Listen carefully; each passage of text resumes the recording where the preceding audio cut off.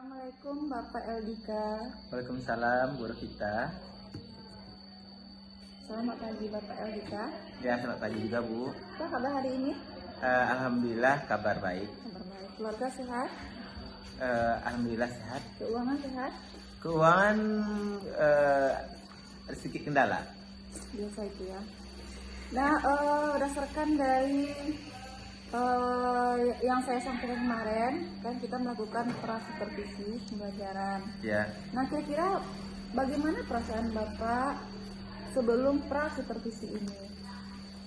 Perasaan saya excited ya. Sangat penasaran sekali dengan supervisi ini. Kenapa? Dengan pertanyaan-pertanyaannya dan juga dengan apakah sesuai yang saya lakukan dengan yang diminta hendaknya ataupun penilaian supervisi ini. Begitu. Jadi menjadi acuan juga buat saya untuk kedepannya, yang mana yang tidak sesuai ataupun yang mana kurang lebih pada tempatnya, yang akan diperbaiki nantinya. Apakah Bapak ada kendala mengenai pengkondisian anak? Untuk saat sekarang ini, karena melihat sikap dan perilaku siswa, mungkin itu kendalanya. Pada saat saya masuk, ada beberapa siswa yang masih berada di luar. Itu mungkin kondisi yang bisa disampaikan, karena siswa ini saya masuk setelah jam istirahat. Mungkin mereka masih makan ataupun masih ada kegiatan yang tanggung mereka lakukan, makanya menyebabkan mereka terlambat untuk masuk ke kelas saya. Ya, itu masalah kondisi anak memang kira-kira memang sama semuanya ya Pak. Memang seperti itulah murid zaman sekarang. Nah, apa persiapan yang telah Bapak persiapkan? Apakah sudah sampai dengan persiapan yang optimal kira-kira Pak? Untuk persiapan sebelum saya mengajar, saya selalu menanamkan dalam diri saya untuk siap sebelum pembelajaran saya berikan kepada siswanya, baik itu dari segi materi, model pembelajaran, dan juga tujuan pembelajaran apa yang mau saya capai, yang akan saya ajarkan kepada siswa saya.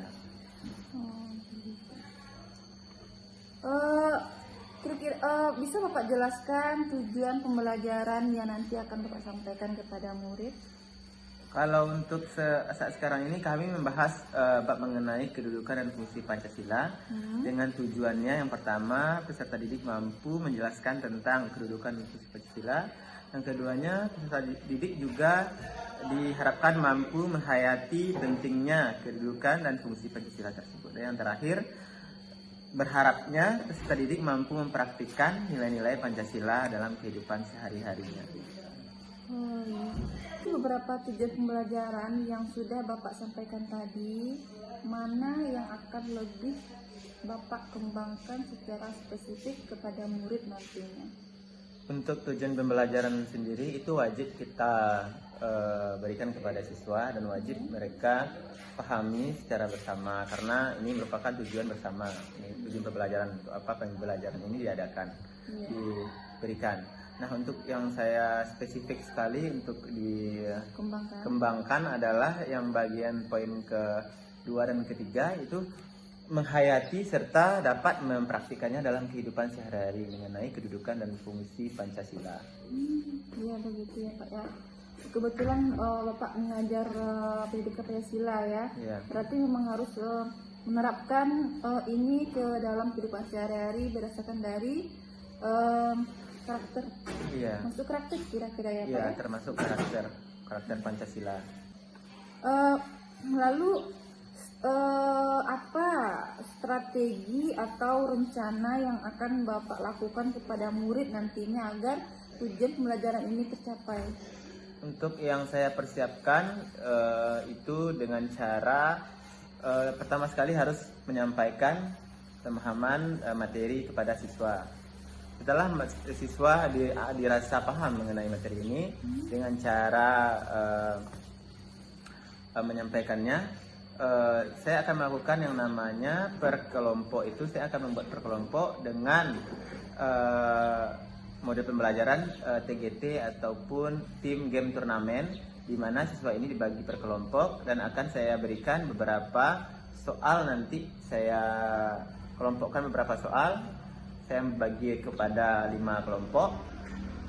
Dalam kelima kelompok tersebut saya acak soalnya, saya tampilkan di kertas karton, dan juga saya print soalnya, saya tempelkan dengan soal yang sama kepada kelompok tapi letaknya diacak.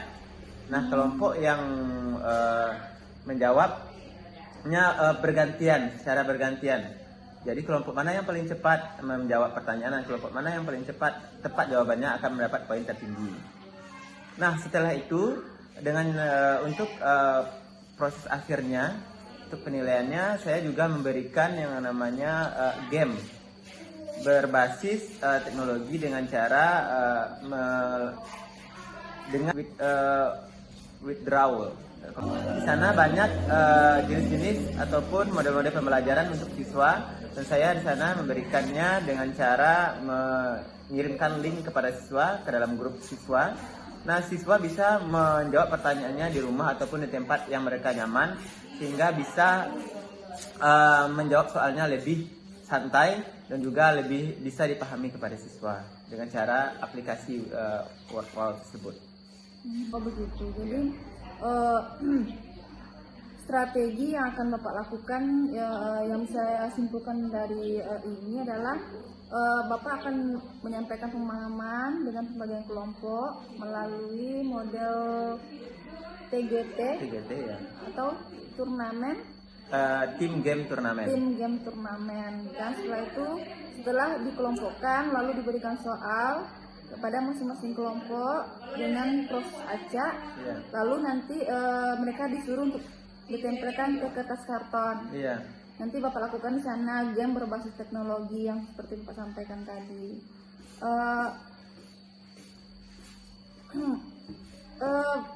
Berarti itu strategi yang sangat baik juga ya Pak ya. Alhamdulillah. Untuk merangsang pembelajaran murid di kelas ya. Lalu nanti setelah itu penanggung jawabannya apakah Bapak melakukan kuis atau berbentuk esai atau bagaimana kira-kira Pak? Ya, seperti yang saya sampaikan tadi, hasil akhirnya untuk hasil akhirnya akan langsung terlihat dari game tersebut. Setelah mereka menjawab, memasukkan namanya yang menjawab, nanti akan tercatat kapan dia melaksanakan game tersebut dan berapa hasilnya terakhir. Akan ada rankingnya di aplikasi tersebut. Akan langsung siapa yang paling tertinggi nilainya akan berada di peringkat teratas. Dan saya berikan penegasan kalau yang berada di 3 tertinggi akan saya berikan reward atau hadiah. Yang berada di 3 terendah akan mendapatkan penambahan materi dan juga hukuman kepada siswa tersebut. Berarti dengan proses rankingnya nanti akan ada nanti dibagi-bagi mana yang nilainya rendah gitu ya, dengan nilai yang tinggi. Nanti diberikan perbedaan soal berbeda sesuai dengan kebutuhan murid lah kira-kira dan menambah materi lagi untuk yang masih kurang dalam pemahamannya. Ya, berarti Bapak sudah menjalankan teknik pembelajaran berdiferensiasi ya. Belajar kepada murid dengan melihat kebutuhan yang murid ya. Oke, terima kasih Bapak Eldika atas waktunya hari ini. Supervisinya sudah kita lakukan. Semoga besok supervisinya lebih menyenangkan dan sesuai dengan tujuan pembelajaran dan siswa atau murid mampu kita fondasikan dengan baik. Terima kasih Bapak Eldi. Sama-sama. Assalamualaikum warahmatullahi wabarakatuh. Waalaikumsalam warahmatullahi wabarakatuh. Gimana kabarnya Anda? Sehat? Alhamdulillah. Sehat. Walaupun ada kabut asap, tapi kita tetap yang namanya kesehatan tetap nomor 1. Baik, sebelum kita mulai pembelajaran, Pak ingin tahu dulu kesiapan Anda sebelum kita mulai belajar. Jadi mulai pakaian dan juga materi nantinya, dan juga beberapa kesehatan tadi sudah Pak tanyakan. Sekarang kesiapan Anda. Maka coba periksa dulu, apakah masih ada yang kurang. Sepatunya hitam, jilbabnya putih. Siap untuk melaksanakan pembelajaran ini? Siap? Siap. Oke, sebelumnya Bapak ambil absen dulu. Bagi yang tidak hadir, tolong beritahukan nanti alasannya apa. Dan yang hadir, mungkin tidak tangannya.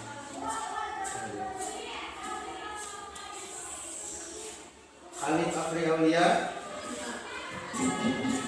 Aura Indra, ada dia.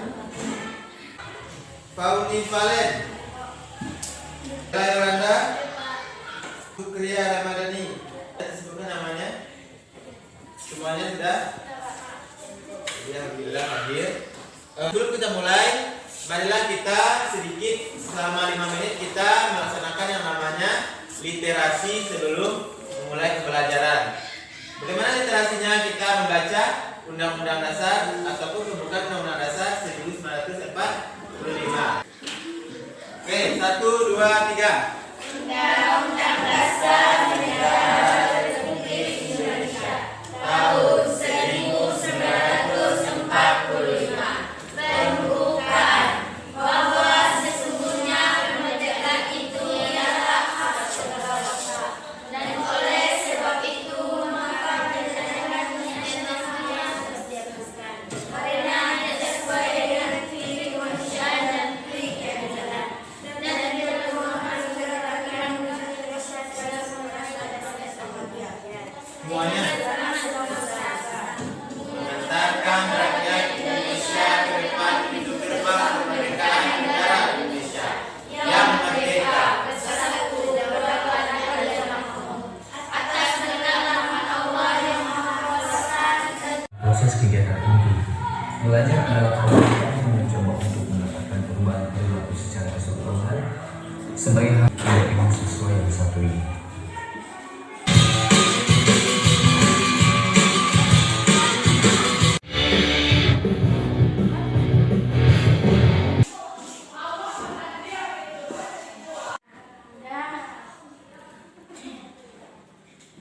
Yang pertama apa tadi? Apakah kita boleh belajar yang 3 malam? Tadi kan cari jamnya itu aja, malah selesai.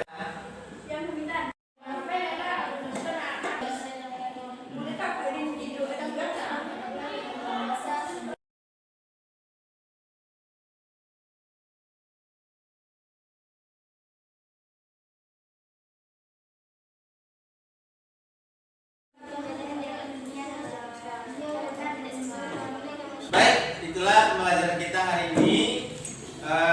Semoga dalam pembelajaran ini dapat ilmunya dapat kita tangkap. Amin amin ya rabbal alamin. Selanjutnya Bapak mau mengingat kembali dari awal materi kita bab 2. Yang pertama, poin pertama adalah negara Indonesia sebagai negara kesatuan. Siapa yang masih ingat apa itu kesatuan? Selain itu negara Indonesia sebagai negara apa lagi? Negara hukum sekarang. Nah, di dalam negara kesatuan tersebut ada yang namanya bentuk pemerintahan. Ada sentralisasi, ada desentralisasi. Siapa yang tahu sentralisasi? Sentralisasi adalah tugas dan wewenang berada di pemerintahan daerah atau pusat? Kalau sentral berarti pusat. Jadi mohon diulang kembali pembelajarannya. Mungkin sampai saja. Pertama untuk kita semua akan berbentuk bab 2. Kita lanjut ke bab 3 nanti lagi. Baik, mungkin itu saja untuk hari ini. Terima kasih untuk Anda, Bapak Asri. Sebelum kita mengakhirinya, marilah kita berdoa sebelum mengakhirinya. Duduk siap.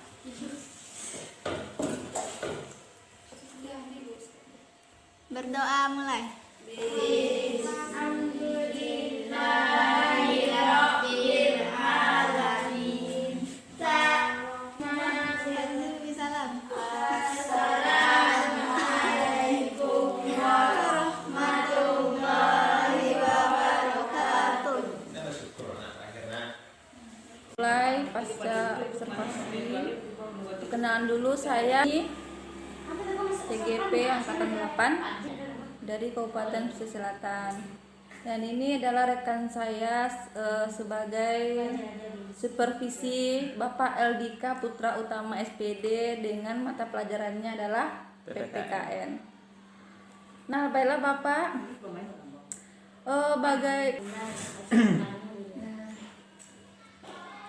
Oke Bapak Eldi, kita langsung saja. Saya akan membahas tentang beberapa percakapan bagaimana supervisi yang telah Bapak lakukan kemarin. Insya Allah siap. Yang pertama yaitu bagaimana perasaan Bapak terkait dalam proses supervisi yang dilakukan. Baik, terima kasih pertanyaannya Bu Gita. Dalam proses supervisi yang kemarin, menurut saya itu sangat bagus dan perasaan saya sangat senang juga karena itu juga menjadi sebagai evaluasi untuk saya apabila dalam pelaksanaan pembelajaran ada beberapa hal yang kurang mungkin yang saya laksanakan selama pembelajaran akan menjadi catatan juga untuk evaluasi ke depannya bagi saya. Lalu bagaimana langkah yang telah dipersiapkan dan area pengembangannya bagaimana? Apa yang lebih harus dikembangkan ketika supervisi kemarin? Baik, untuk langkah-langkah yang telah saya lakukan selama ataupun persiapan saya lakukan selama pembelajaran ataupun untuk supervisi ini, terutama itu dalam media pembelajaran dan juga tujuan akhir dari pembelajaran yang saya ajarkan dengan materi bab 1 itu kedudukan dan fungsi Pancasila. Itu saya dalam proses tersebut area pengembangannya adalah area kognitif dan juga cara berpikir kritisnya dari siswa kita, di mana di sana siswa diminta untuk berpikir bagaimana kedudukan dan fungsi sebenarnya dari Pancasila tersebut dan apa kaitannya dengan kehidupan sehari-hari, bagaimana pelaksanaannya sekaligus bagaimana implementasi yang akan dilakukan siswa. Misalkan dalam sila pertama itu ada ketuhanan yang Maha Esa, di sana ada nilai-nilai ketuhanan. Jadi itu merupakan area yang Pak kembangkan. Bagaimana caranya siswa untuk bisa mempraktikannya dalam kehidupan sehari-harinya. Berarti yang Pak kembangkan adalah tentang kompetensi secara kognitif atau pengetahuan siswa ya, dan mengaplikasikannya kepada kehidupan sehari-hari. Oke. Dan juga terutama kesiapan siswa untuk menerima sampaikan.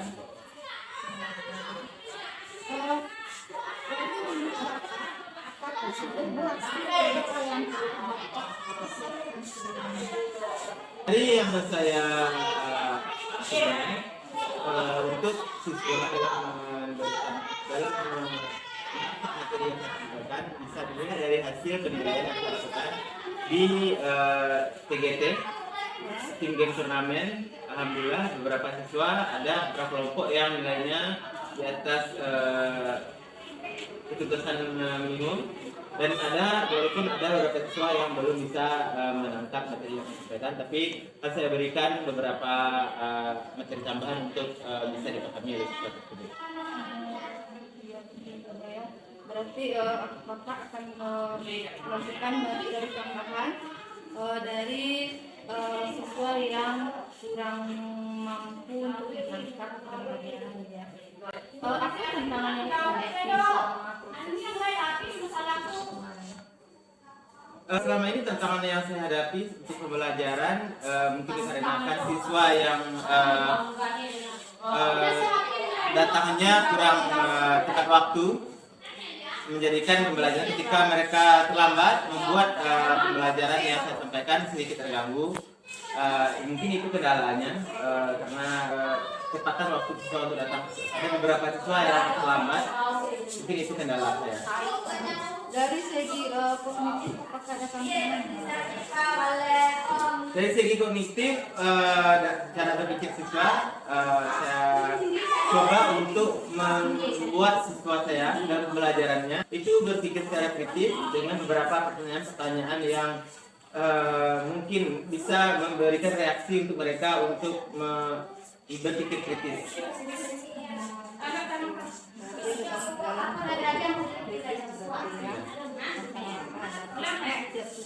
Oh, berbeda ya. Yang terakhir Bapak, bagaimana rencana kedepannya agar tantangan ini bisa Bapak hadapi seperti ini? Tantangan yang tadi yang pertama tadi saya akan berikan komitmen kepada mereka ya, apabila terlambat mereka akan saya berikan beberapa pilihan. Yang pertama itu mereka harus selama pembelajaran berlangsung mereka duduk di depan, tidak boleh duduk di kursinya. Yang kedua, saya berikan penambahan materi ataupun penambahan tugas untuk mereka agar materi yang terlambat mereka ketahui bisa mereka dapatkan dari tugas tambahan.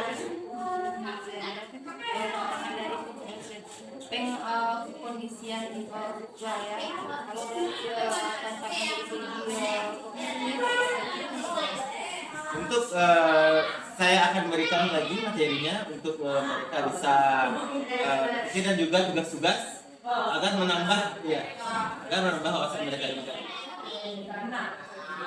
Baiklah Bapak, terima kasih atas waktunya. Setelah melakukan dan kedepannya kita mampu untuk melakukan perencanaan yang baik kepada siswa agar proses berjalan dengan baik. Terima kasih Bapak. Sama-sama Bu kita. Assalamualaikum warahmatullahi wabarakatuh. Waalaikumsalam warahmatullahi wabarakatuh.